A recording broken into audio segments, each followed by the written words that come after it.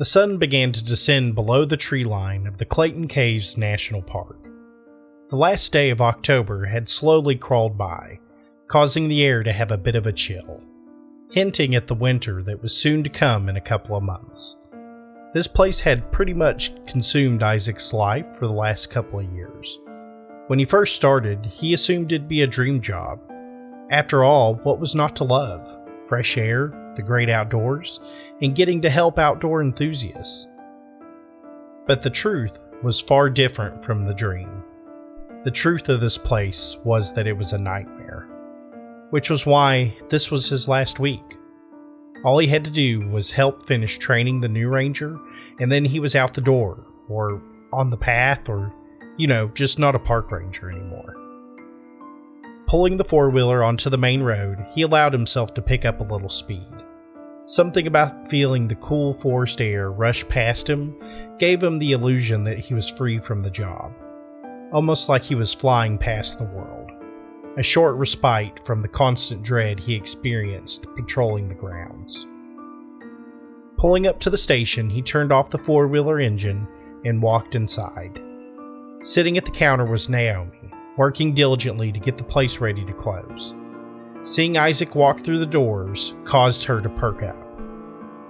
"Hey, I was just getting ready to radio you, but you're not going to like the news." "Let's hear it, good, bad, or ugly," said Isaac, letting out an exhausted sigh. "Had a couple of campers who failed to check in, supposed to be back this morning. One of the hikers coming in saw a couple of people blow past the warning signs and walk into Quail Clearing." The very mention of Quail Clearing caused his heart rate to accelerate and his stomach to start doing somersaults. He really didn't want to go into Quail Clearing. His plan had been to avoid this place on his last week and never think about it again. But here he was, faced with the choice. "Are we going to try and find them?" asked Naomi, breaking Isaac away from his thoughts. "Yeah," said Isaac. I guess we have to try, don't we?" Moving over to the gun cabinet, Isaac got out 2 shotguns and set them on the counter. Grabbing a box of slugs, he began to load both firearms. "We really need the guns?" asked Naomi, with a bit of confusion coming through her response.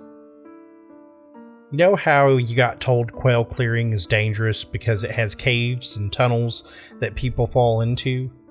Naomi nodded in response, not really sure where this was going. "Well, that's a bunch of BS. We tell people that to keep them out of there. The truth is, we don't really know what the hell is happening to people, and we aren't allowed to close the park, so we have to pretend like it's not a problem."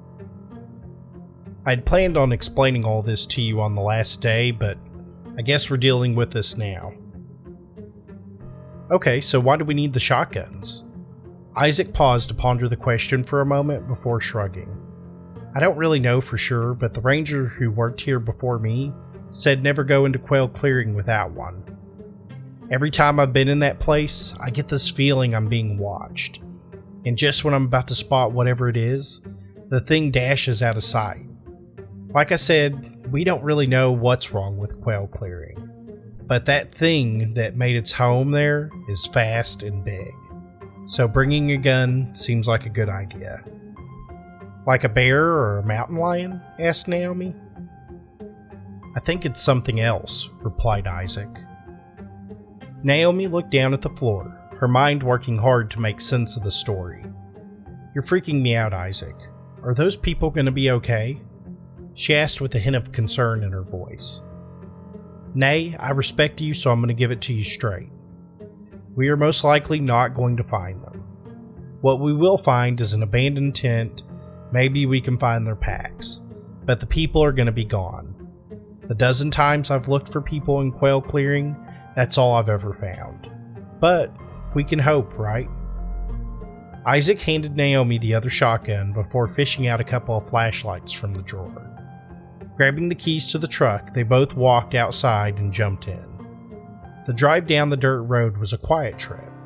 Isaac could tell Naomi had lots of questions brewing, but was not ready to ask them just yet.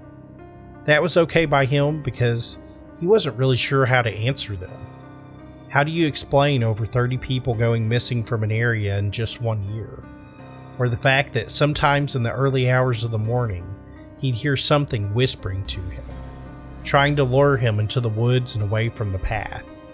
It made him sound like he had lost it, but he needed her to understand what was out there, not only for his peace of mind, but for her safety. Quail Clearing started out as a historic site, said Isaac, breaking the silence of the trip. It was an early homestead for settlers in the area.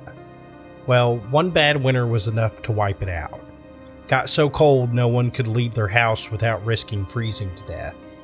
And the few families that had settled in the area had not prepared for such an event. They ran out of food and started turning towards alternative sources of calories to keep themselves going.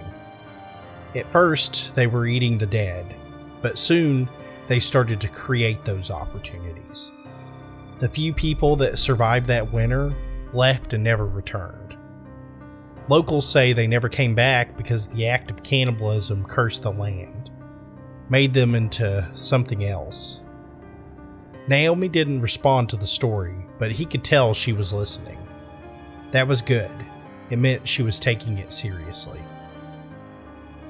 Parking the truck off the side of the road, Isaac and Naomi turned on their flashlights. It was now dark and the woods had an uninviting presence, as if the lack of sunlight had caused the trees to form a thicker wall around Quail Clearing's secrets. Throwing the shotgun over their shoulders, they began the journey into the clearing. The ground was flat with little vegetation past the initial line. The soil is somehow aware of the history, consuming anything that decided to make the clearing its home.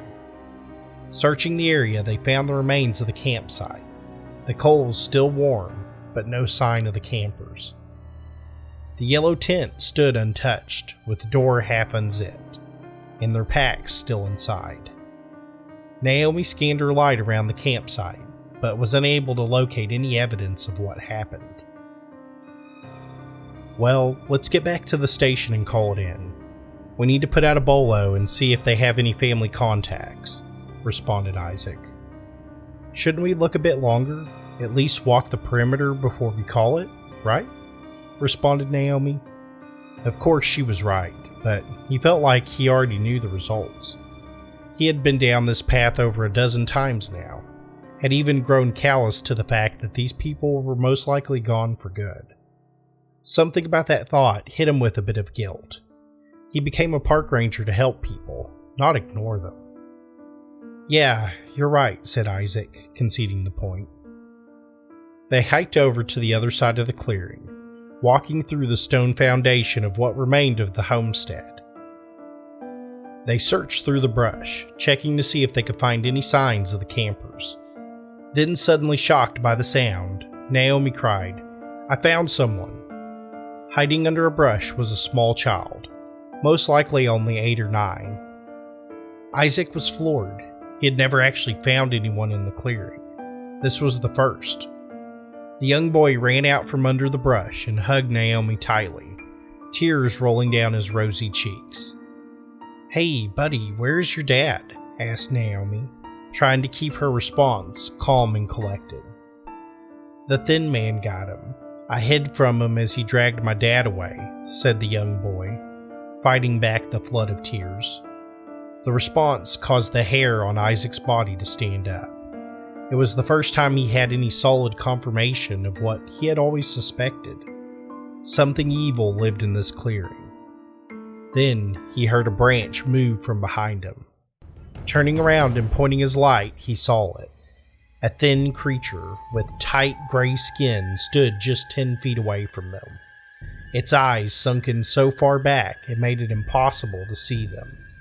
But he could feel them, boring into his body, craving to consume the 3 of them now. In that moment of panic, a thought emerged in his mind. They had unknowingly interrupted this monster's hunt, and now they were part of it. Charging towards Isaac, the monster closed the 10 feet distance in mere moments. Knocking away the shotgun, the Wendigo pinned Isaac to the ground, preparing to strike him with a long, clawed hand. A shotgun blast sent the creature tumbling to the ground, freeing Isaac and allowing him to stand up. Isaac grabbed his shotgun off the ground and chambered around, preparing to hit the thing again. Sensing the change in the fight, the Wendigo sprinted off into the darkness, leaving the three of them at the edge of the clearing. Isaac's chest hurt like hell. Feeling at his shirt, he could tell he was bleeding from the claws digging into his flesh, but he was pretty sure it was a minor injury. But a second longer, and there's no telling how much damage that thing could have done. Now he had to focus on the task at hand. He didn't want to disappear like all those other people. "We need to get back to the truck and quickly," said Isaac, taking in deep breaths, trying to push away the panic that was bubbling over now. Naomi slung the shotgun strap over her shoulder and picked up the boy. Isaac navigated the path back, trying his best to keep his flashlight in front of him while having the shotgun ready. He could hear the creature moving just outside of the clearing, following their movements. The sound of metal snapping and breaking filled the air. Isaac and Naomi exchanged a concerned glance as they both came to the realization of what was happening. Arriving at the truck confirmed their fears. The hood had been pulled open and multiple parts had been ripped out. They wouldn't be escaping by truck. "Guess we're walking back to the station," said Naomi. Isaac shook his head. "I don't think we'd make it. That thing is fast and it appears to be smart. My guess is that it's waiting to ambush us down the road." Naomi keyed her radio and got in contact with another ranger that was on the way. In theory, all they had to do was wait this thing out now, but Isaac was pretty sure it would make its move soon. It was too hungry to let us go again. Isaac looked over at the small rock formation just off the road and down the hill. It had enough space for a person to fit through it and come out the other side. Slowly, an idea started to form in his mind. Naomi jumped into the truck and Isaac pushed the vehicle into position. "Okay, stay hidden in here with the kid, and if you see an opportunity, take it." Naomi nodded at Isaac and she ducked under the seat with the kid. He really hoped the ride would show up before he had to try to execute this plan. Now, all he had to do was wait for something to happen. However, it wasn't long before he heard the sounds of movement in the woods again as he reached the bottom of the hill. Something big was heading towards him. He just couldn't figure out from what direction. Seeing a blur go past him, he turned towards it and pulled the trigger on the shotgun. The blast rang through the woods, dropping the blur in its tracks. In front of him was a dead deer with a claw mark on its side, the same size claw as the creature. Oh hell, it was a distraction. Isaac attempted to rotate 180 degrees, but it was too late. The Wendigo ripped the shotgun from his hands and lashed out with a savage slash. The claws dug deep into his arms, ripping and tearing the flesh as it went through him. The force of the strike knocked him to the ground. The creature began to lick the blood from its hand, like it was enjoying an appetizer before the meal. Isaac crawled into the rock formation, trying desperately to create as much distance as possible. Its claw-like hand dug into Isaac's leg, causing him to cry out in pain. The creature gave an unnatural chuckle at the noise, like it was his favorite game to play with people. It raised its hand over Isaac, preparing to deliver the final strike. This was it. This was how he was going to die, he thought to himself. But the Wendigo had become distracted by the hunt, and failed to notice the truck had been taken out of park and was rolling down the hill. The vehicle smashed hard into the creature, causing it to roar with pain. It attempted to get away, but it was now pinned against the rock formation. Isaac crawled out the other side of the rocks and went over to the passenger side of the truck. Naomi and the kid looked pretty dazed from the crash, but they would live. He grabbed the shotgun from the cab and hobbled over to the creature. It was thrashing and clawing at the truck, trying desperately to free itself from the trap. Isaac took his time and leveled the shotgun at the monster. Aiming at its head, he pulled the trigger at a point-blank range. The creature slumped over on the rock. Not even something like that could survive a point-blank blast from a shotgun slug. Just in case, he went ahead and put 2 more rounds into the creature, covered it in gas, and then set it on fire.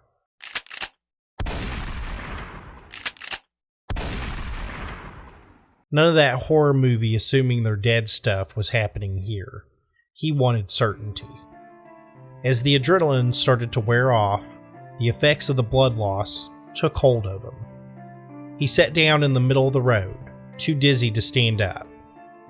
Naomi did her best to patch him up with the medical kit she retrieved from the truck before Isaac set it on fire, but she could tell he needed to go to the hospital.